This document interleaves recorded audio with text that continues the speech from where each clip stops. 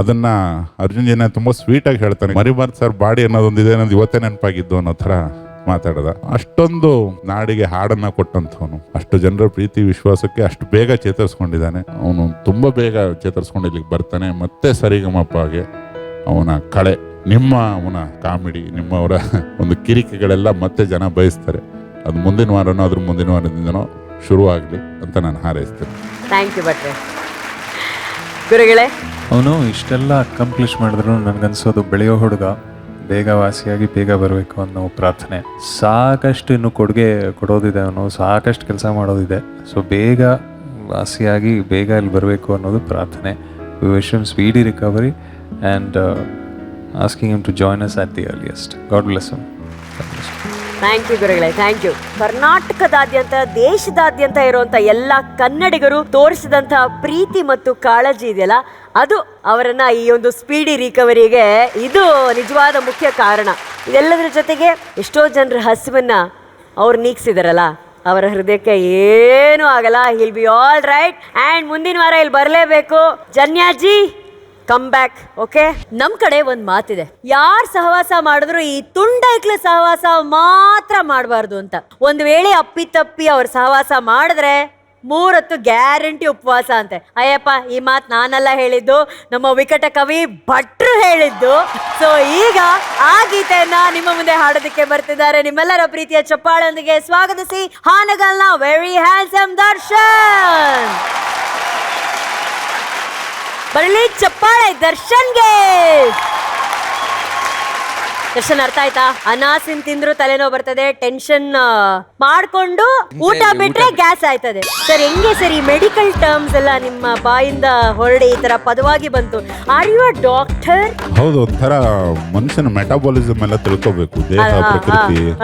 ಅದು 50 ದಾಟದವರು ಇವತ್ತಿನ ಹುಡುಗರ ಮೇಲೆ ಏನ್ ಅಂದ್ಕೋತಾರೆ ಅಂತ.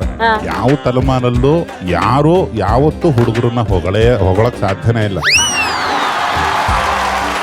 ಅಲ್ಲಿ ಕೂತವ್ರಲ್ಲ ತಾತಪ್ಪ, ಅವ್ರನ್ನ ಕೇಳಿದ್ರೆ ಬೈತಾರೆ. ನಮ್ಮ ಕಾಲದಲ್ಲಿ ಹೆಂಗಿತ್ತು ಅಂದ್ರೆ ಇವತ್ತು ಇದಾವೆ ಇವೆಲ್ಲ. ನೀವು ನೋಡಿಲ್ವಾ, ಅವ್ರಿಗೆ ಇವತ್ತು ಅವ್ರ ಪಕ್ಕದಲ್ಲಿ ಕೂತ್ಕೊಂಡಿರೋ ಹಾಳು ಅರ್ಥನೇ ಆಗಿಲ್ಲ ಇವತ್ತವ್ರು. ಅದು ಪ್ರತಿ ಕಾಲದಲ್ಲೂ ಇರಬೇಕು. ಇದು ಚಿಕ್ಕವರಾಗಿದ್ದಾಗ ಮಾಡದೇ ಇರೋ ಕಿತಾಪತಿ ಇಲ್ಲ, ದೊಡ್ಡರಾದ್ಮೇಲೆ ಹೇಳದೇ ಇರೋ ವೇದಾಂತ ಇಲ್ಲ ಅಂತಾರಲ್ಲ. ಅಂದ್ರೆ ತಾತನು ಅವಾಗ ಹುಡುಗ ಆಗಿದ್ದಾಗ ಅವ್ರ ಹಿರಿಯರು ಅಯ್ಯೋ ಇವರೆಲ್ಲ ಬೆಟ್ರು. ಸಾಧಾರಣ ಕಿತಾಪತಿ ಮಾಡಿರಲ್ಲ ಅವರು. ತಾತ ಹೆಂಗಿದ್ದೀರ? ಆರಾಮ? ಆರಾಮ್. ಹೆಂಗೆ ಜೀವನ ಎಲ್ಲ? ಹಿಂಗೆ ಸಾಧಾರಣ ಹೆಂಗೆ ಸೆಲ್ಫಿ ಸೆಲ್ಫಿ ಸೆಲ್ಫಿ ಸೆಲ್ಫಿ ಅಂದ್ರೆ ಎಲ್ಲ ತಗಂತಿರ್ತಾರೆ. ಹೆಂಗೆ ನಿಮ್ಮೂರಲ್ಲೆಲ್ಲ ತುಂಡೈಕ್ಲೆ ಹೆಂಗೆ? ಹುಡುಗರು ಎಲ್ಲ ಈಗಿನ ಕಾಲ ಪರಿಸ್ಥಿತಿ ತಕ್ಕಂತೆ ಅವ್ರು ಏನ್ ಮಾಡ್ಬೇಕಂತ ಮಾಡ್ತವೆ, ನಾವು ಸುಮ್ಮನೆ ನೋಡ್ತಿರೋದು ಅಷ್ಟೇ. ದೊಡ್ಡೋರು ಕೊಡೋದಿಲ್ಲ ಪರ್ಮಿಷನ್, ಕಾಂಪೌಂಡ್ ಹಾರುತ್ತಿದೆ ಜನರೇಷನ್.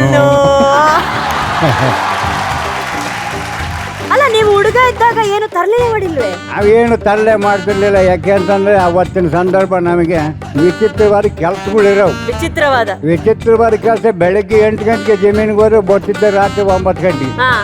ಹಂಗಾಗಿ ಪುರ್ಸತ್ತೆ ಸಿಕ್ತಿರ್ಲಿಲ್ಲ. ಸಂದರ್ಭ ಏನಂದ್ರೆ ಮನುಷ್ಯನಿಗೆ 3 ಅವಸ್ಥೆ: ಬಾಲ್ಯ, ಯೌವನ, ಮುಪ್ಪು. ಬಾಲ್ಯದ ಮಾಡಬೇಕು, ಯೌವನದ ಮಾಡಬೇಕು, ಮುಪ್ಪಿಲ್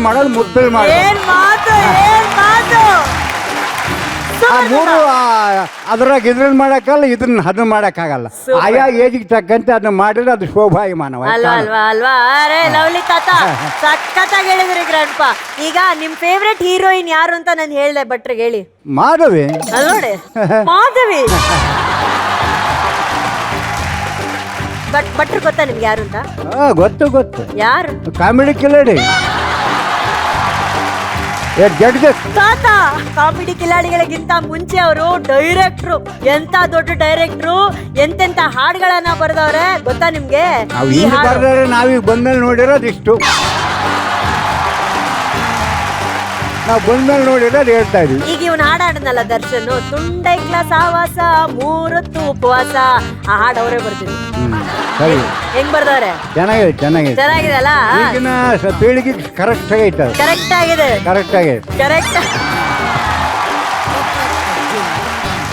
ಅಂದ್ರೆ ಅವರು ನಮ್ಮ ಮಹಾಗುರುಗಳು ಹೇಳಿದ್ದಾರೆ, ಈಸ್ ದ ಗ್ರ್ಯಾಂಡ್ ಪಾ ಆಫ್ ಸರಿಗಮಪ.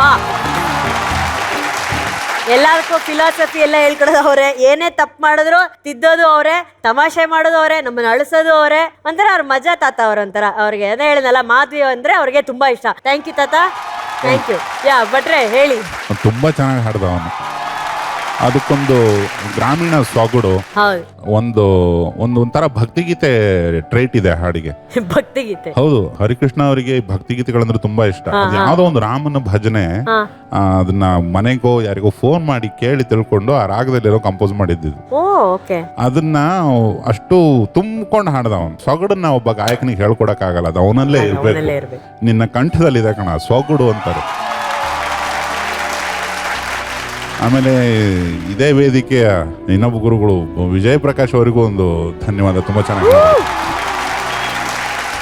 ಕೋರಸ್ ಪಾರ್ಟ್ಗಳನ್ನು ಸುಮಾರು ಕಡೆ ಹಾಡಿದೆ ನೀನು. ಆ ಬ್ರೆತ್ ಕಂಟ್ರೋಲ್ ನಂಗೆ ತುಂಬಾ ಇಷ್ಟ ಆಯ್ತು. ಉಸಿರು ತಗೊಳ್ಳೋದು ಬಿಡೋದು ಅಂತ ಒಂದು ದೊಡ್ಡ ಸರ್ಕಸ್ ಇದೆಯಲ್ಲ ಗಾಯನದಲ್ಲಿ. ನಾವು ನೀವು ಹಾಡಕ್ ಹೋದ್ರೆ ಎಲ್ಲಿ ಉಸಿರು ತಗೋಬೇಕು, ಎಲ್ಲಿ ಬಿಡಬೇಕು, ಉಸಿರು ತಗೊಳ್ಳೇಬಾರ್ದ ಏನು ಗೊತ್ತಿಲ್ಲ ನಮ್ಗೆ. ನಾನ್ ಹಾಡಿದ್ರೆ ಉಸಿರು ಹೊಟ್ಟೆ ಹೋಗುತ್ತೆ ಎಲ್ಲಾರ್ದು ಆತರ. ಅದ್ರದ್ದು ಮ್ಯಾನೇಜ್ಮೆಂಟ್ ಚೆನ್ನಾಗಿ ಮಾಡಿದೆ ಅನ್ನಿಸ್ತು. ಮತ್ತೆ ಕಂಠ ಗಟ್ಟಿ ಇದೆ, ಗಟ್ಟಿಯಾಗಿ ಹೇಳ್ಬೇಕು. ಈ ಸ್ವರದ ತಲೆ ಮೇಲೆ ನಿಂತ್ಕೋಬೇಕು ಫಸ್ಟ್. ಇದು ಸ್ವರ ನಮ್ಗೆ ಗೊತ್ತು ಅಂತ ಅದನ್ನ ಮೇಲೆ ನಿಂತ್ಕೊಂಡು ಅಕ್ಷರನ ಬಿಡ್ಬೇಕು. ನುಂಗಬಾರ್ದು, ಅಕ್ಷರಗಳನ್ನ ನುಂಗಬಾರ್ದು. ನನಗೆ ಕನ್ನಡ ಬರುತ್ತೆ ಅಂತ ಟೇಕನ್ ಫಾರ್ ಗ್ರಾಂಟೆಡ್ ತರ ಹಾಡಬಾರ್ದು. ಅದು ನನಗೆ ಇಷ್ಟ ಆಯ್ತು. ನೀನ್ ಏನು ಹೇಳ್ತಿದ್ಯಾ ಸ್ಪಷ್ಟವಾಗಿ ಕೇಳಿಸ್ತಿತ್ತು. ಅದಕ್ಕಿಂತ ದೊಡ್ಡ ಶಕ್ತಿ ಏನ್ ಬೇಕು? ಇನ್ನಷ್ಟು ಮತ್ತಷ್ಟು ಇದನ್ನೇ ಇಟ್ಕೊಂಡು ತುಂಬಾ ಚೆನ್ನಾಗಿ ಹಾಡಪ್ಪ, ಚೆನ್ನಾಗಿ ಹಾಡು. ಒಟ್ಟಲ್ಲಿ ಕೊನೆ ತನಕ ಚೆನ್ನಾಗಿ ಹಾಡು. ಅಲ್ಲ ಭಟ್ರೆ, ನೀವು ಕುತ್ಕೊಂಡಿರೋ ಜಾಗದಲ್ಲೇ ನಮ್ಮ VP ಸರ್ ಅವ್ರು ಕುತ್ಕೊಂತಿದ್ದು. ಈ ರೀತಿ ಒಂದು ಸಂದರ್ಭ ಬಂದಾಗ VP ಸರ್ ಏನ್ ಮಾಡ್ತಾ ಇದ್ರು, 4 ಸಾಲ ಹಾಡ್ತಿದ್ರು. ಈಗ ನೀವು ಬರ್ದಿರೋದ್ರಿಂದ ನಿಮ್ಮ ಸ್ಟೈಲಲ್ಲಿ ಈ 4 ಸಾಲ ಒಂಚೂರು ಹಾಡಿ ಭಟ್ರೆ ಪ್ಲೀಸ್. ಥ್ಯಾಂಕ್ ಯು ಭಟ್ರೆ, ಥ್ಯಾಂಕ್ ಯು ಗುರುಗಳೇ. ಪರ್ಟಿಕ್ಯುಲರ್ಲಿ ಈ ಸಾಂಗ್ಗೆ ಇಷ್ಟು ಸಾಂಗ್ಸ್ ಎಲ್ಲ ಹಾಡಿದ್ದಾನೆ ದರ್ಶನ್. ಈ ಹಾಡಿಗೆ ಏನು ಪ್ರಿಪರೇಷನ್ ಬೇಕಾಗಿರ್ಲಿಲ್ಲ ಅಂತ ಅನಿಸ್ತು. ನಿನ್ನ ವಾಯ್ಸ್ ಟೆಕ್ಸ್ಚರ್ ಪಕ್ಕಾ ಇತ್ತು, ಒಂಥರ ನರೇಟಿವ್ಗೆ ಪಕ್ಕಾ ಇತ್ತು ಅಂತ ಅನಿಸ್ತು. Thank you sir. Compare to your previous songs automatically ನಿನ್ನಲ್ಲಿ ಒಂದು ಪ್ರಿಪ್ರೇಷನ್ ಇತ್ತು ಇದನ್ನು ಹಾಡೋದಕ್ಕೆ. ಸೊ ನೀಟಾಗಿ ಒಪ್ಪಿಸ್ದೆ ಅಂತ ಅನಿಸ್ತು ನನಗೆ. ಗುಡ್.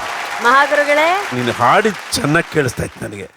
ಇನ್ನೊಂದ್ಸರಿ ನಮ್ಮ ಭಟ್ರೆ ಹೇಳಿದಾಗೆ ಸ್ವರದ ತಲೆ ಮೇಲೆ ನಿಂತ್ಕೊಂಡು ಅಕ್ಷರನ ಎಳೆದು ಈಚೆ ಬಿಡ್ಬೇಕು. ಇವಾಗ ಚರಣದಿಂದ ಇನ್ನೊಂದ್ಸರಿ ಫುಲ್ ಸಾಂಗ್.